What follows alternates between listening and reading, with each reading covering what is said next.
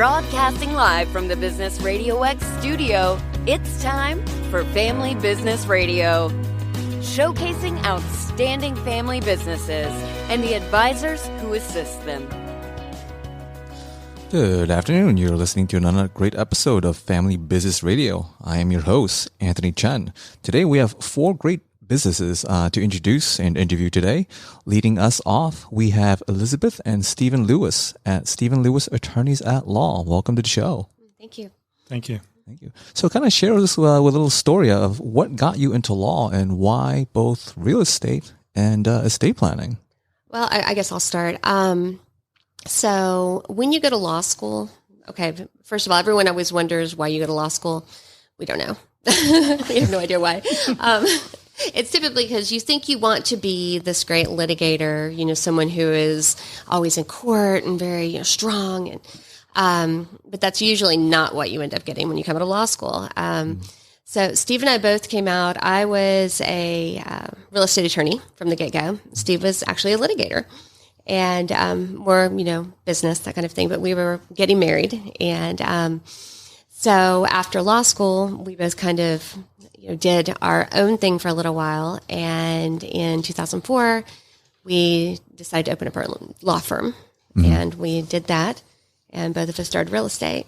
Yeah, coming out of law school, you usually work for someone. You don't usually put they call it your shingle out and, work from your own. So like Elizabeth said, she went to a real estate practice right off the bat. I went to a general practice firm, various general practice firms. And for a young associate attorney, that means you take on every case that the partners want to earn a fee on, but they don't want to do the work on. So I was doing family law, custody law, criminal appeals, brief writing, everything. So I got a taste of everything, learned what I didn't like about practicing law, and saw what Elizabeth was doing in her practice. And so I started inching my way that way. He thought real estate would be more fun. It is.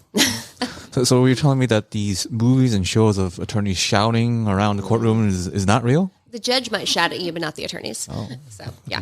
I mean, that's true. It's completely different than what you expect. And I don't think young people going into law school realize how different it is from television. So, I mean, the one thing I would always advise kids going in is, try to get an internship before you even think about going to law school.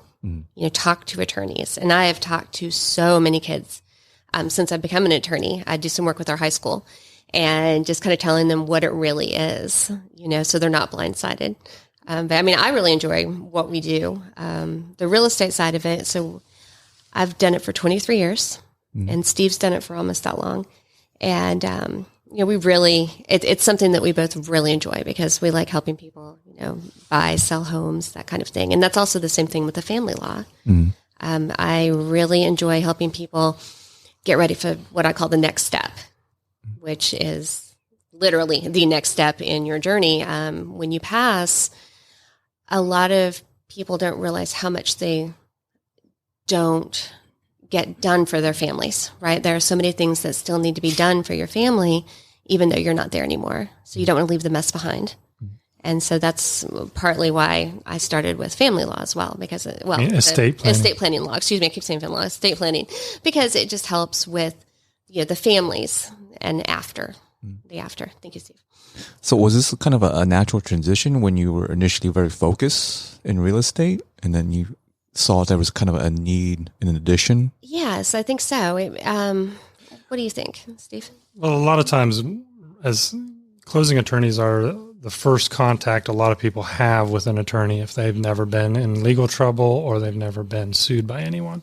So the first time they come across an attorney is at the closing table. And so once the closing part is done, people have lots of questions, especially a lot of times we're dealing with first-time home buyers. So they have questions about, well, what will happen to my property when I pass away? What about my kids and things like that? So it's sort of, they are, not necessarily linked, but they kind of tie together pretty seamlessly when you're dealing with someone when they're buying their house for the first time, or if they're in later stages of their life where they're downsizing, they're selling the family home. then they're starting to think about what am I going to do for my kids there. So it's not so much they're tied together as there's a real transition from one area of the law to another where the people you're helping can be on both sides of that. So can you kind of share with us, for those who are kind of listening in for the first time, say, oh, I thought an attorney is just either for lawsuits or just getting a real estate transaction done. Now you're kind of weaving in under the estate planning side of things. Can you share with us those who haven't really taken that path yet, why it's important to have an estate plan, particularly for those who are looking to start a family or already have a family? Well, one of the things that a lot of people don't realize is here in Georgia, if you have children and something happens to both you and your spouse, if you do not have a guardian assigned to those children, a legal guardian for them, like in your will, the state gets to choose who the guardian is. And it might not necessarily be who you want it to be. Mm-hmm. So you can set that up in your will with the guardianship. And again, it gives you that peace, knowing that the people you actually want raising your children will raise your children.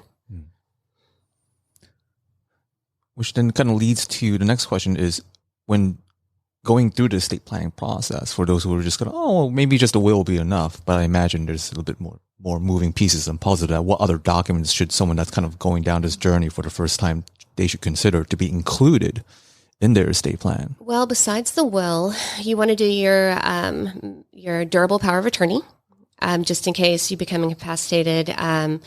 You have someone there who can make the financial decisions for you. That's the financial.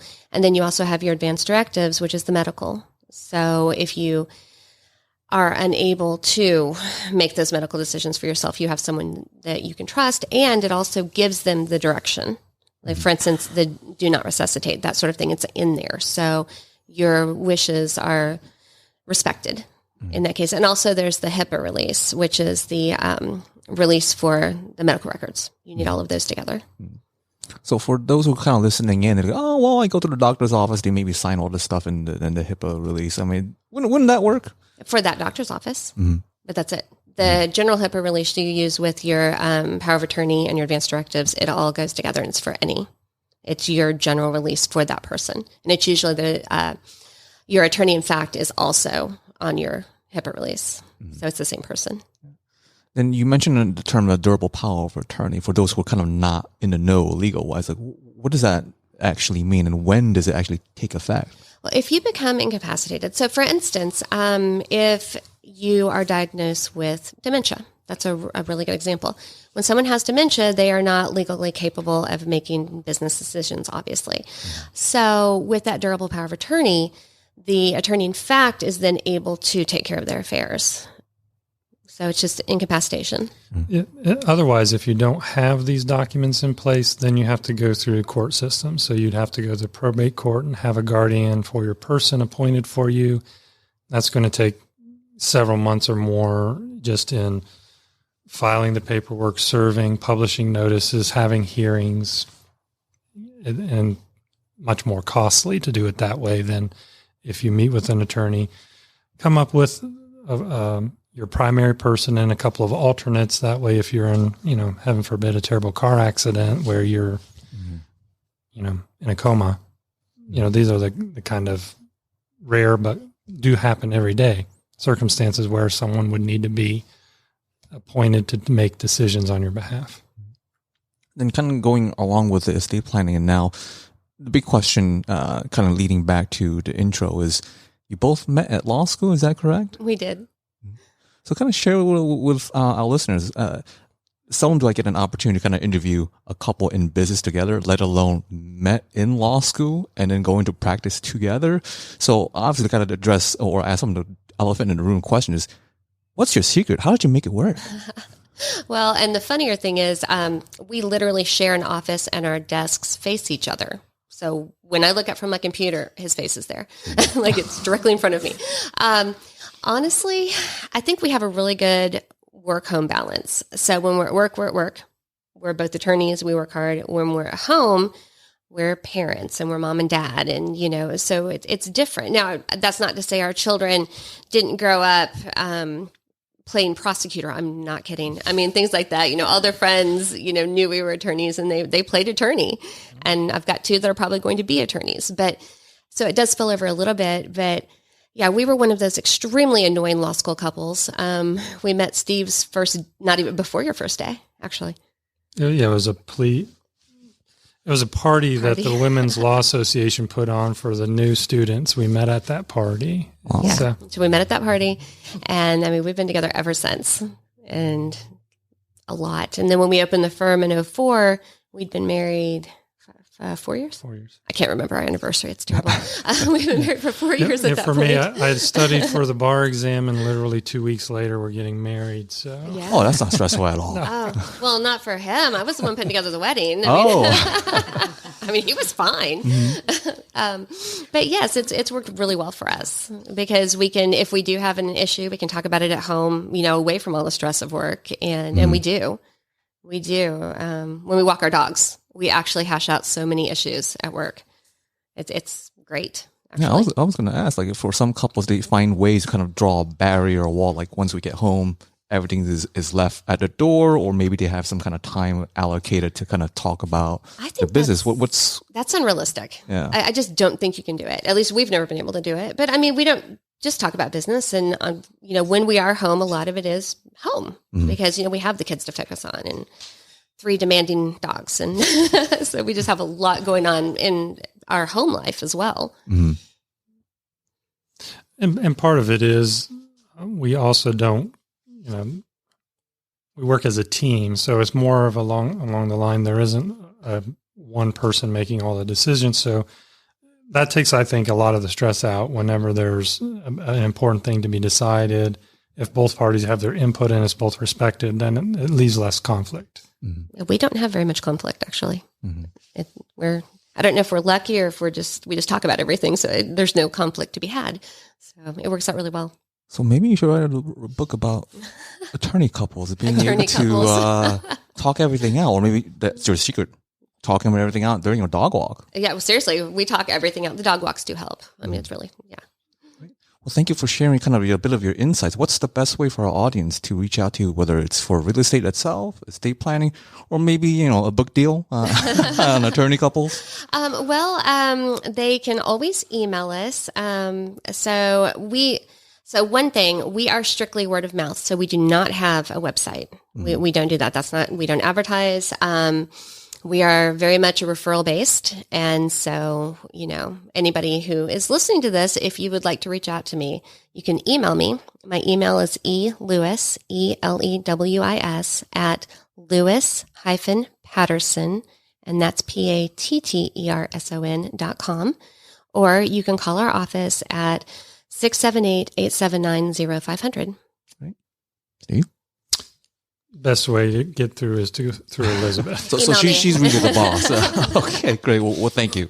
Well, thank you. All right. Our next guest, we have Sonya Gunter with Senior 911. Welcome to the show. Thank you. Thank you for the opportunity. Right. Well, kind of share us with your story. What got you started with your company, Senior 911, and how did the name came about? Well, to first share what Senior 911 is, it's a private duty home care agency. We care for seniors in the home, of course. And our target client is going to be the dementia client, just because that is a passion of mine, being a nurse for 19 years and serving in the senior space most of those 19 years, and now having a personal relationship with Alzheimer's and dementia has just made it just a passion of mine. So we started Senior 911 actually from when I was doing sales, my last position. I've done sales, I've done executive leadership, I've done the nursing. And so my last position before I retired myself, so to speak, was a sales position in a memory care community. And the families would come to me in crisis. It was at that moment that, they've tried to keep mom and dad at home, or husband, wife, whatever the relationship. It had got beyond what they could do and how they could care. And they just did not know how to navigate the waters. They did not know how to even start, where to start. And so it was a crisis type feeling. So that's how Senior 911 became, I picked that name. And so our tagline is, your emergency is our urgency. How may we assist? Mm-hmm.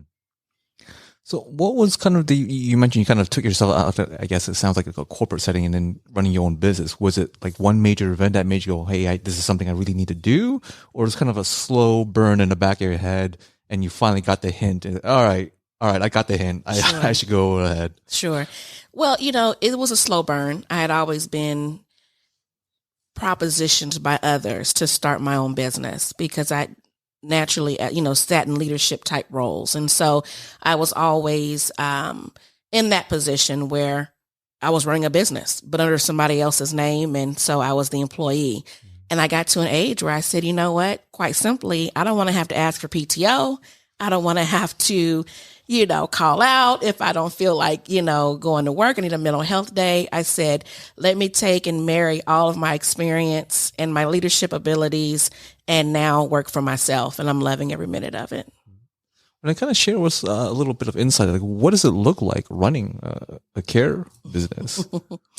Good question. And quite honestly, I almost didn't start because the one thing about private duty home care is you're accountable for other people. And so your performance, your business is as successful as the people that you employ.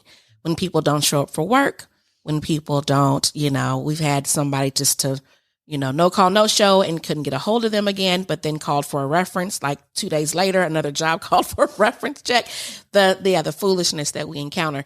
It is very challenging, to be in that role. But there's the other side of it, the upside, which I get to empower staff. I get to mentor staff. I'm big on creating leaders in the market, in the industry, because there's such a need for leadership in healthcare in general. And then just to take care of the client as well. So with all those different, perks, it works itself out. Well, you mentioned it being a slow burn. You mentioned you almost not necessarily kind of taking that leap. What was that one thing that kind of pushed you over the edge and, yep, I'm going to do it?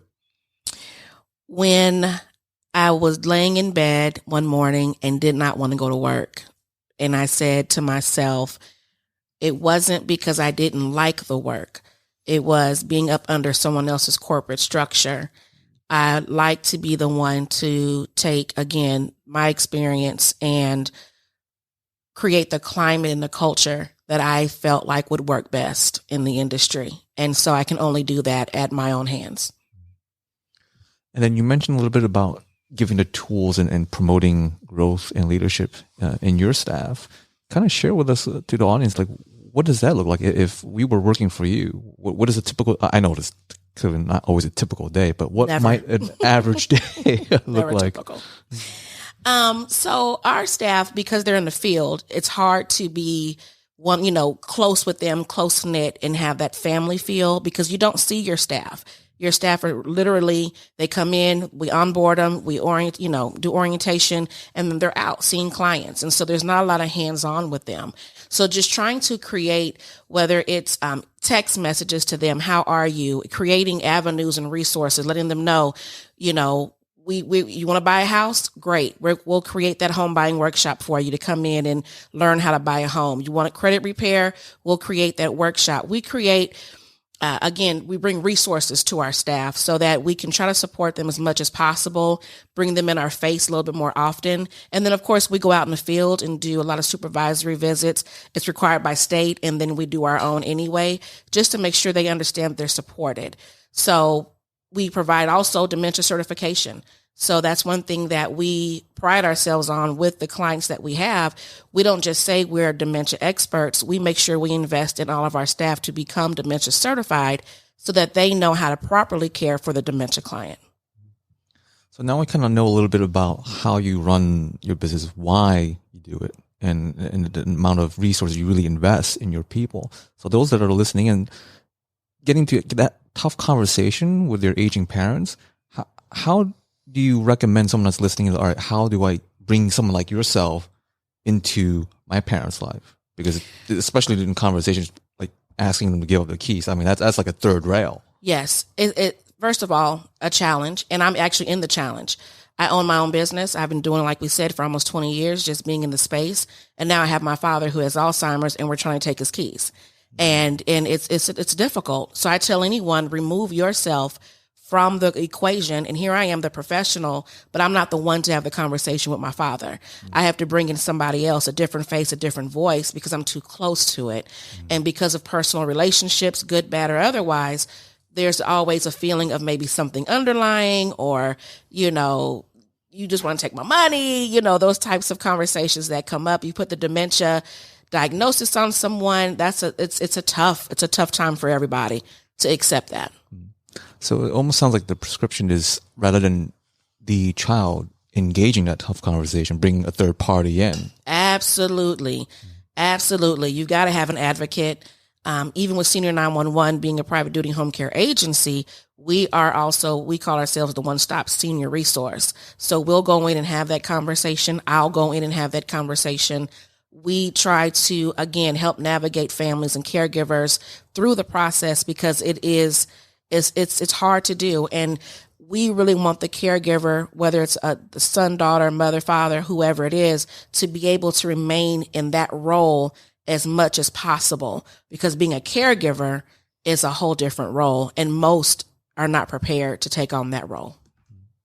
So you kind of addressed another point. I was actually a good segue to my next question is some of the kids, they feel, or sometimes in certain family dynamics, the expectation is on the child to provide care. How then do you kind of help bridge that conversation between you? Because now you're looking at two potential clients to convince. One is the aging parent, and the other is the child who might feel obligated to provide the care, but they just simply don't have the training or the skill sets. Absolutely. How do you engage that conversation? So the conversation needs to start before the care has to happen. And that's where we miss it. We want to have the conversation again at the crisis point, when now we have to talk, we have to figure it out, and there's no time to come up with a nice plan that's practical. The conversation needs to happen when mom and dad are still in a sense of mental cognition, that they can help with their own planning. What does that look like? What are the expectations? And then we can start training and prepare them for a caregiving role, if that's what's going to happen in 5, 10, 15 years. It's so hard to think that far. You have what's called long-term care insurance that pays for services. I tell families all the time, by 85, you can no longer get it. At 45, we should be having that conversation and buying into it. But we don't think that far as a people. We're such a right now, in the moment, until it becomes, again, a crisis. So that conversation really needs to happen before the services or the care has to happen. Well, you're certainly preaching to the choir here. Not that I'm biased at all when you mention long-term care planning or insurance. So for our audience that are listening and knowing a little bit more about the way you run your practice and providing care for your clients, how can they best reach out to you to at least begin that conversation? So I can be reached. I do have a website. It's www.senior911.org. My email is info@senior911.org, and my phone number 470-330-3599, which is the business office line. All right. Thank you, Sonya. Thank you. All right. Now for our next guest up, we have Tara Winslow with Tara Winslow Real Estate Professionals. Tara, welcome to the show. Thank you. Thanks for having me. So kind of share us with a little story of how did you get into real estate? Well, I'm a recovering corporate America executive where I spent 12 years selling technology. And during those 12 years, I just wasn't passionate about it, right? Mm-hmm. I didn't want to wake up in the morning and go do my job, this job. So I decided to make a change and follow what I was passionate about, which is residential real estate. And that was almost 11 years ago now. Kind of theme here of waking up and going, I don't want to go to work today. So kind of share, well, out of all the avenues, what is it about real estate that attracted you? I think it was, I'm a big thinker, I think strategy, how can I help others? Let's look at what's the best option for this family. And it's not so cookie cutter like corporate America or what I was doing, does someone fit into this technology solution or this one? And it just wasn't what drove me, even though I woke up every day and I made myself, be successful at it. So I love just the opportunity to help different families meet their goals, and they're all different goals. Well, as you were kind of getting started, we kind of turned back hands of time a little bit. What was the most memorable client as you were starting out and you realized, yeah, I belong here? Wow, the most memorable. I have so many memorable clients. I think one that stands out is a senior client of mine, and her husband was deceased. Her children hired me. I was their realtor for several houses, and they were like, "Can you please help my mom?" And it took about 2 years to get her to go ahead and move forward with what she needed to do. The situation is she had $40,000 in debt. She was running up her credit cards. She was a senior, so she was a little bit older. It was harder to maintain her house, and she wanted to have some money for her grandkids. And the vision I saw for her, I was like, we can fix all that. We can fix all that and make it better for you. And it took 2 years to get her to move on it. So we closed on her house. She got a large net proceeds. She was able to buy her new house in cash, and she had savings for her grandchildren. In that moment, for me, it was a very emotional moment. I remember the closing table. Her son was there, and everyone just felt this relief. And I felt like I just got her on the right path and took off all that stress and pressure and just, not having the world on her shoulders. So that is one of the most memorable. I've had many, like snakes in the house and things like that, but nothing tops, not in any of my listings, but. Mm-hmm. Well, thank you for sharing. I mean, that definitely at least kind of shatters the whole stereotype. Oh, realtors, they just walk around with keys and open doors. But no, you take a look at the big picture. You invest 2 years of time to really help this family. Yeah, 2 years is definitely much long. I mean, that was a unusual amount of time. Okay, it doesn't typically work like that. And I do a lot more than put a sign in someone's yard. And it's really about, for me, the relationship with my clients and meeting their goals. And we have to have that conversation and talk about it. And everybody has goals, and some people you really have to clarify, and they go through this process of clarity.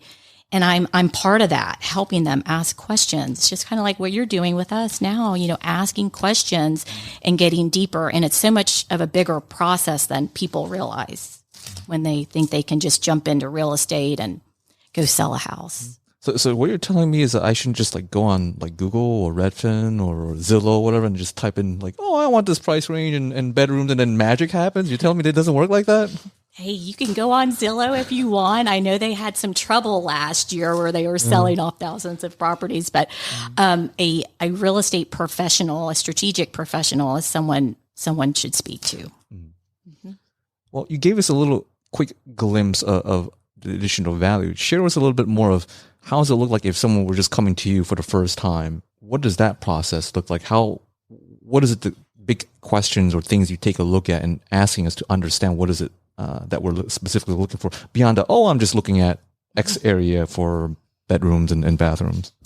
Yeah. Well, part of what I do for a living is I help my clients build their wealth through residential real estate. And my tagline is, who you hire matters. So you can hire someone who helps you build your wealth in your portfolio, or you can hire someone who may ask you about how many bedrooms and baths you want. It's a different conversation, right? Mm-hmm. Most of my business is referral based, and my first step in the process with anyone, buyer, seller, or investor, is to sit down for a consultation. It's typically 45 minutes. We have a conversation. They tell me things about what they're looking to do, and then I ask more detailed questions to really gain knowledge, and then they'll start to think things differently and at a higher level for their life, because we are dreaming to make this possible. Mm-hmm. So it's just taking them to opening the door for them to think about other possibilities in their life and where they're living, and where they live is, promotes a feeling of well-being or not. And we got to figure out what that is and what that looks like if that's not what they're feeling or what's important to them. So those might not have yet taken that first home buying journey, and they're just kind of there in the headlights, and they might not have worked with a real estate professional before.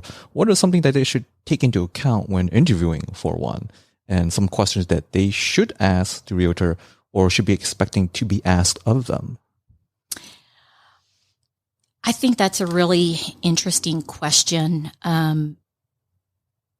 Many people who come to me aren't interviewing others. And if one was interviewing others, like I do when I interview any professional that I hire, I would want them to ask me questions, right? Tell me about what you do.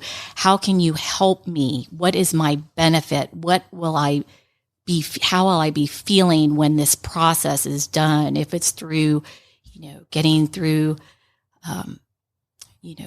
making changes in your will or hiring your CPA, what are you going to do for me? And that's what I feel like I want someone who's a new client to know I'm going to do that for them. So those are the questions I would be looking for, as well as how do you feel when you're in their presence? Do you feel like they're capable? Are you confident in their abilities? They're going to be representing you, right? Mm-hmm. Are they going to be able to net me the most money if I'm a seller, or help me win the multiple offer from a buyer? Mm-hmm. If I'm an investor, is this a good investment? Well, what are the rental rates? It's just being thorough. And if you feel like someone's being thorough and you're confident, then make the decision and hire them. Well, glad that you kind of brought up the whole multiple offers to one seller. Now, we know the market's changed a little bit, but it's still kind of going on, just not as insane, but it's still there. How would you kind of guide the clients kind of going through this still, I guess, unprecedented market condition? Yeah, unprecedented is the correct word. And I really appreciate what you said, because I think it's very accurate. It's hyper local. What's going on in the market. So when one is looking at the news, if you watch the news, it's always a national view, and Atlanta is typically ahead of the national statistics. So keep that in mind.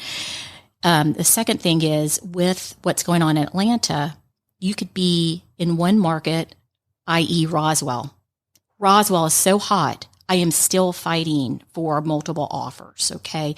I'm getting multiple offers all day on listings in Roswell that look nice, and the seller's taken the time to prep their house. You still need to do that. Mm-hmm. And then I may go into another area and it's hot, but maybe the neighborhood is cooled a little bit, and I might be able to get closing costs for my buyer. So that's another question to ask who you're going to hire. How do you handle different neighborhoods? How are you going to handle my offer? How are you going to handle multiple offers when I hire you to sell my house? I mean, these are really important questions. If you're getting multiple offers and someone doesn't know how to do that, you, the seller, you're not going to net the most money. Mm-hmm. I could go on and on. That is such a great question. Well, then kind of give, maybe, I know the list could be like a running toilet roll when a cat runs away with it, but maybe just give like one or two advice or insight as to how can a buyer make themselves a bit more competitive, as opposed to obviously being, I got the highest money offer. You mean give you some of my personal strategies that I use to win my offers? Oh, well, okay, just one. Tell the world, all your podcast listeners. No, I'm just kidding. You are presenting your client. So who that realtor is, you're presenting your client to them and why they are the best candidate. Okay, it's not very different from dating. You want your candidate to look the best, and that means, they're already pre-qualified and they're really already through the underwriting process. That would be one of my conversation pieces with buyers. Are you through the underwriting process?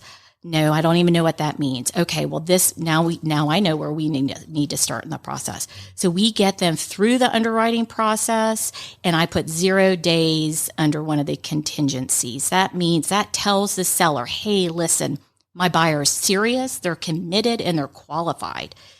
So make my buyer look as great of a candidate, and I win the majority of my multiple offers. That's one of my strategies, and that's all I'm going to give away today. All right. Well, thank you. So how else can our listeners find you and learn more and get guidance to be able to win those offers? Absolutely. I am on all social media platforms under Winslow Real Estate Professionals or Tara Winslow. So I'm on LinkedIn, Facebook, Instagram. You can reach me at any of those.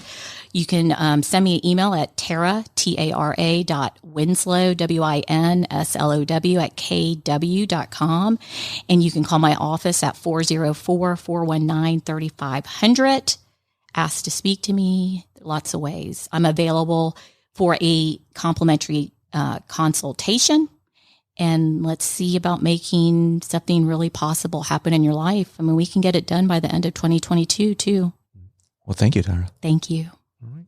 Our next guest, the dessert and the sweetness, we have Anne Mullenax from Doodle Pies. Welcome to the show. Well, hello. Thanks for having me. Thank you for being on. Can I share with us yours and Eric's journey of how Doodle Pies came to be? Okay. I want to first start by letting everybody know that I cooked bad for 9 years in our marriage. And at that 9-year mark, I think Eric realized he had waited long enough and I wasn't going to start cooking good meals. So Eric's passion is with food. And that's really what started to present itself when he just started to cook the family meals. So just kind of know that. That's kind of the backstory. And I've been a mom, so I have my son is 22, my daughter Ruby has just turned 13, and so I was holding the house down while Eric did the corporate work.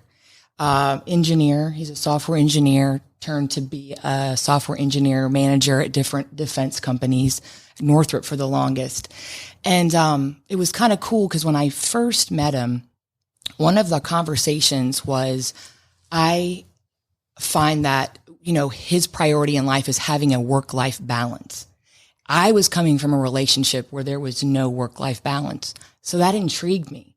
He was highly successful, but still very focused on balancing his personal life and his life and business. So what ended up happening is when he took this management position, the work-life balance became completely off.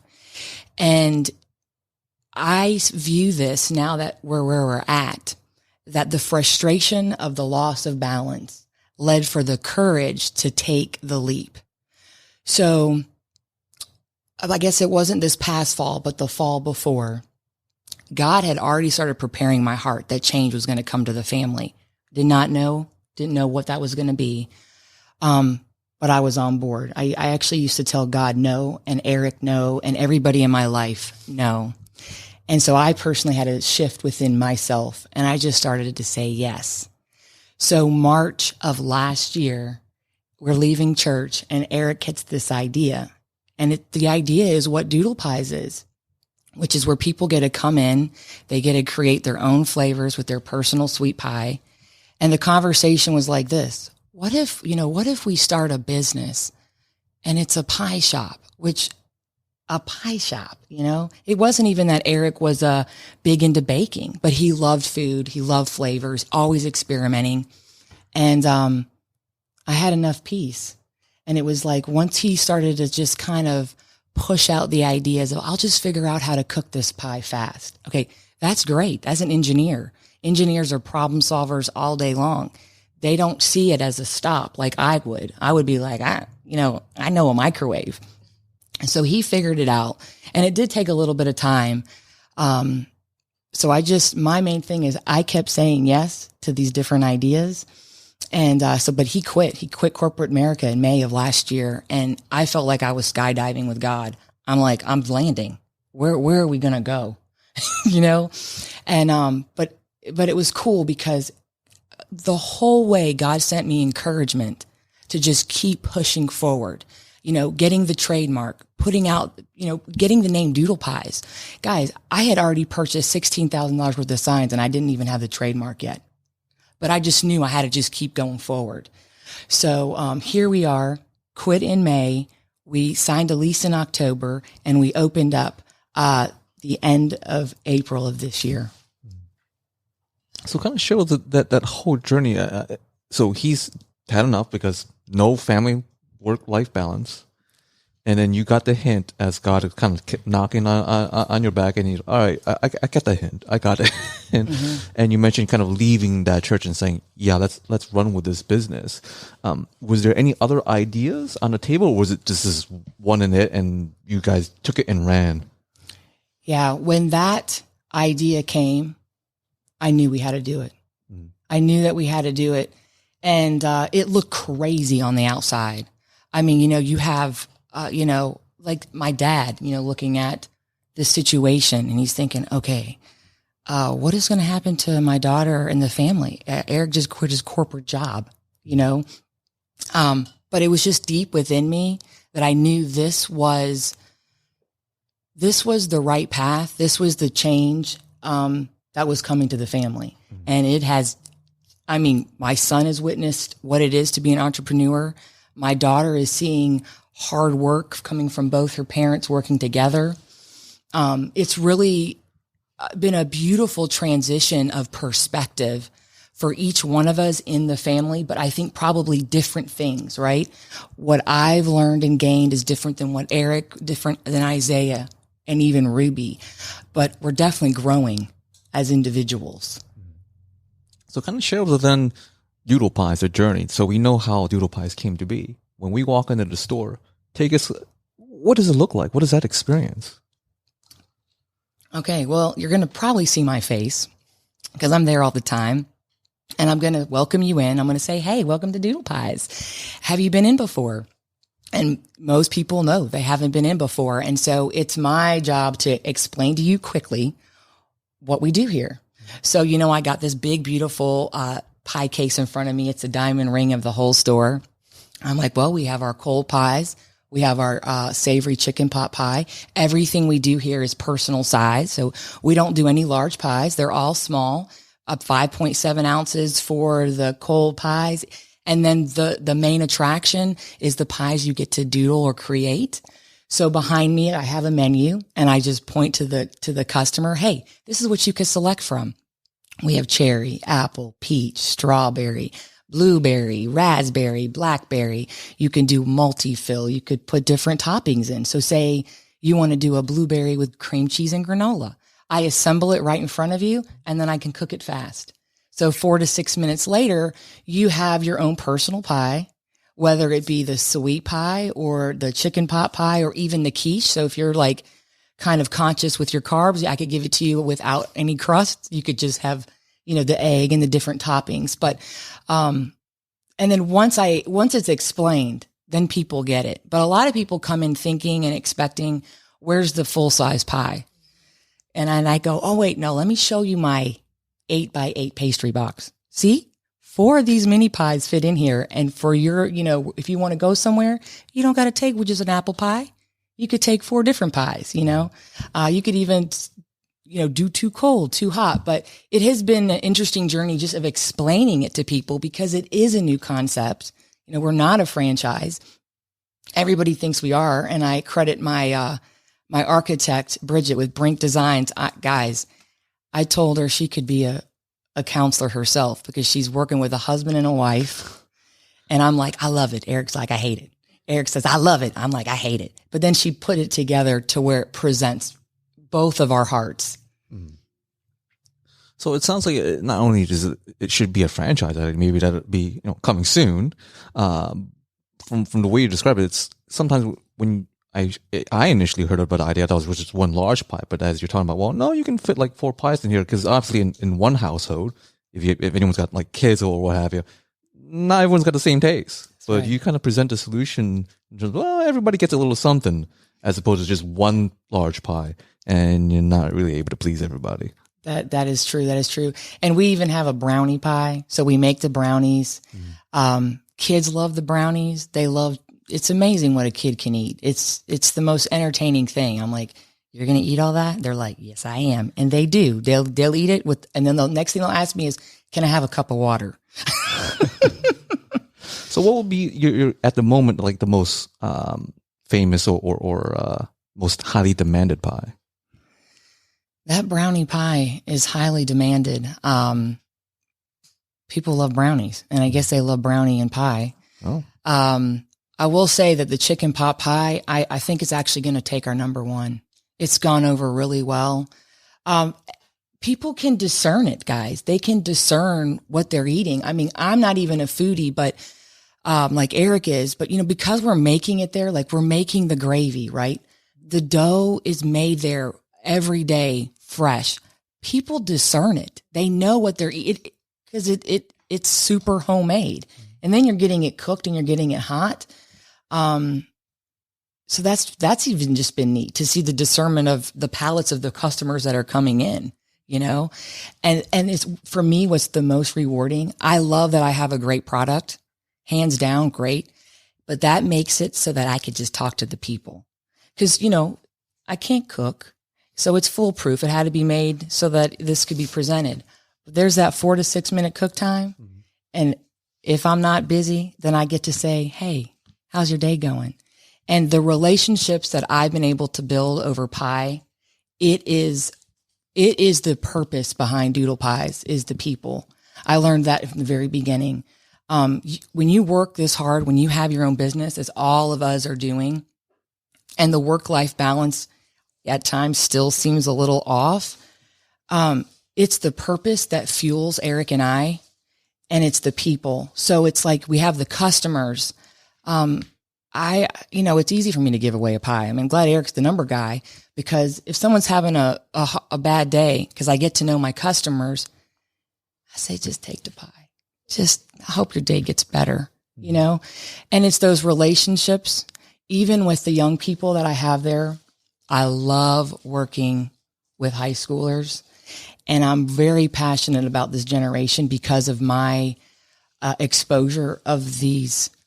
I mean, they're the generation that we don't have anything to worry about based on my experience with these young people. They're go-getters, they're hard workers, they're trainable, they have heart, they have ambition. And I'm learning just by being around their presence, their tenacity, their energy. They don't know all of what they want to do in life. But just like I've seen how passion has fueled Eric and I tell them, do your passion. And just listening to everybody here today, you can't work as hard as you're doing it without the passion. And that is, I think that's been my biggest personal growth takeaway is, man, stay in the lane of the passion that's been put there by God, because that's so rewarding. Wow, thank you. You kind of took all the questions out of my mouth here. You can almost run the show. So for someone that's kind of like buying into this love and really following their passion and taking that leap, and then really understanding and building that relationship, believe it or not, through pie, how can he best find you and get a piece of your pie? All right. So the easiest thing is just to remember doodlepies.net. I'm not a .com, I'm a .net. So if you go there, www.doodlepies.net, everything is there. There's a contact form at the bottom. It goes to me. Phone number's there. I'm probably going to be the one answering. All my social media's right there. It's Doodle Pies. Instagram, Doodle Pies Roswell. But just remember, doodlepies.net. Well, thank you, Anne. Thank you. All right. So as you all kind of hear it, kind of the theme here is simply either following your passions, especially when you've kind of got that knock on your shoulder, maybe once, twice, or maybe a couple of 100 times. And maybe I should take this hint to potentially finding a path that you're absolutely passionate about, where you don't exactly have to work for someone else. So kind of the universal question I would like to kind of bring our guests later on is this question. For those who are kind of listening in and they are sitting on the fence and they're just not sure, and they're also been sitting in the seat that you've been in, and they're just scared, because I've got family, I've got mortgage, I got maybe a marriage coming up in 2 weeks. Can I really afford making this leap? What kind of advice would you give them to make that leap either a little easier or simply just to do it? So if you can provide that advice to our listeners, I'll bring everyone back in a little bit. But of course, now is kind of the legalese portion of the show. You can kind of fast forward if you want. But this show is sponsored and brought to you by yours truly, Anthony Chen with Lighthouse Financial Network. Securities and advisory services offered through Royal Alliance Associates, Inc., RAA, member FINRA SIPC. RAA is separately owned and other entities and or marketing names, products, or services referenced here are independent of RAA. Our main office address is at 575 Broad Hollow Road at Melville, New York, 11747. You can best reach me at 631-465-9090. My extension here is 5075, or best through email, which is just my full name, Anthony Chen, CHEN, at lfnllc.com. Now, to kind of bring our guests back, the question again is advice that you would give to our listeners. Everyone's kind of shared their journey, some of the hints that they've gotten on their shoulder, maybe one or many times over, as to when they should make that leap to open up their own practice, whether it's they've got kids or they just got married or going to get married in 2 weeks away. So we'd like to bring back Elizabeth and Steve. He's looking at me. Okay. So the one thing I would say is when you're getting ready to make that leap, have some faith. Have some faith in yourself, because I don't think you would be ready to make that leap without having the business sense or the experience behind it. I mean, honestly, you've got to have something behind it. For us, making that leap was the fact, we'd both been practicing law for 5 years. I guess I'd been practicing for 5.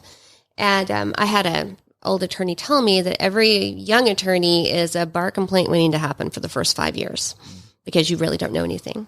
So I would say just have some faith in yourself, but also make sure you have some experience, whether it's some sort of business experience or just life experience behind you. But definitely have faith, because every failure is just another chance to learn. So the experience there is very important. Thank you, Steve. Well, with Elizabeth, just a little more, she was really starting to become successful in her. I mean, as you can see, she's more of the marketer for our firm. So she is really good at making connections with people and getting those personal relationships. For me, the decision was I wasn't having a choice in what I was doing when I was working for other law firms. So for me, I was miserable in the work that I was being assigned. So I did have some experience working on real estate transactions. A lot of times what the big difference for some people in law is, it's conflict management is really what a lot of the areas of the law is, other than real estate. We do still have some conflicts because not always do buyers and sellers agree on everything. Mm-hmm. But usually everyone has a goal that they're all working together towards, so it makes that conflict resolution better. So for me, it was getting away from an area where I was miserable to something that I found enjoyable. And so sometimes you got to take a risk, like Elizabeth said, believe in yourself that you're going to be successful. And sometimes it's a self-fulfilling prophecy if you believe in it. Well, thank you. It sounds like almost Elizabeth kind of saved you then. Well, he did join my law firm. Oh. She hired me. I hired him. Oh, okay. All right. Yes. Well, thank you. All right. And Sonya. Well, first, to piggyback on what Doodle Pies was sharing before the break, the faith and purpose, right? Figuring out your purpose. Your purpose drives your why. It drives, and then the passion behind it. And then, as our attorneys were saying as well, the experience and the knowledge. So it's not just walking into something and saying, I want to do this. You need to prepare. I always tell my people, my staff, my family, stay ready. You don't have to get ready. You need to be in a position that when that opportunity comes, that you're ready to walk into it. When I met my business partner, I went with a business plan, a solid plan, and I prayed that I didn't have the money to start the business. I had everything else, the experience, the business plan, and I went with my idea, and I said I needed someone. There was a payroll company, and I said, if I give you my book of business, maybe they would, invest in me. That was my thought process on the way to that first meeting. And I had just paid my last bit of money out to the lady who helped me do the paperwork for the state. And I sat down, we started talking for about 10 minutes, and he said, wait a minute, what's the business? And when I told him, I walked away with a check that was twice the amount of what I had just invested my last in. So, and he's been my partner ever since. And I'll tell you, it was the faith to step out. But again, being ready and prepared, because he wouldn't have invested in me if I didn't have the wherewithal to take the business where it's gone. We have tripled our numbers in the 3 months we've been opened. Every month it's grown 300%. And so be prepared, understand your passion, because your passion drives your why, and have faith. Well, thank you. I like that line, stay ready, get ready. I'm going to have to steal that one. Stay ready. You don't have to get ready. Don't have to get ready. Well, That's thank it. you. All right. Same question to you, Tara. I understand this question. The struggle is real. Coming from corporate America, going into residential real estate, I did sales, so I was commission plus salary, right? And then you go into your own business and you're 100% commission every day, supporting your family, right? So I get it. The struggle is real. What I would say for me is take action. Take action, and whatever that looks like for you, I would think it would be write down a plan. Only 3% of people who meet their goals write down their plan. So write it down and say, I know you're thinking possibly, well, where do I start with a plan? Well, just jot down notes, right? Get a legal pad, just jot down notes. What's on your mind? What are you thinking about? Where's your heart taking you? And just go from there. So take action and believe in yourself that you can make it happen. Well, thank you, Tara. And closing us out, Anne. So my thought is sometimes you have to be still. The busyness and the noise of the world can drown out what is within you.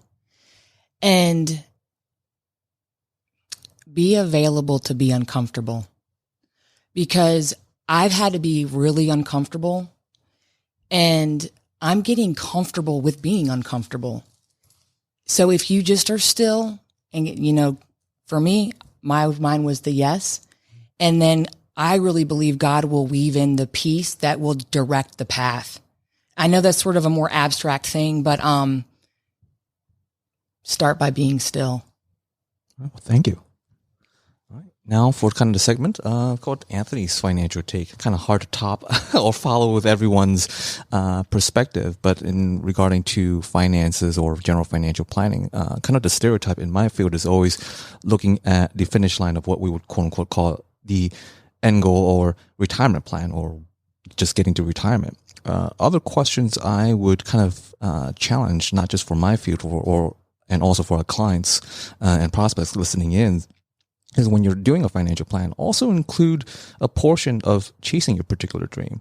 You don't have to stick it out 30, 35 years in corporate, and then by year 12, waking up, what the heck did I just do with my entire life? So when creating a financial plan, sometimes be bold. Present to your consultant or your advisor of, hey, if this doesn't work out, I want to have some kind of an exit plan for myself. Or stealing a line from Sonya is, stay ready. You don't have to always get ready. So if you can have that kind of plan B set aside as part of your financial plan, you'll be much happier living to retirement, because at the end of the day, it's not just about the dollars and cents. Oh, I'm at 65 at XYZ asset amount, but what did I give up? Did I really give up the home and work-life balance that I'm not able to get back? Or am I really living my passion? So when looking at financial planning, it's a little bit more than dollars and cents. It's being able to pursue and really achieve one's life full purpose. And that's a little bit of my take. Thank you again for listening to Family Business Radio. If you like our show, please subscribe. And that is the show. Thank you.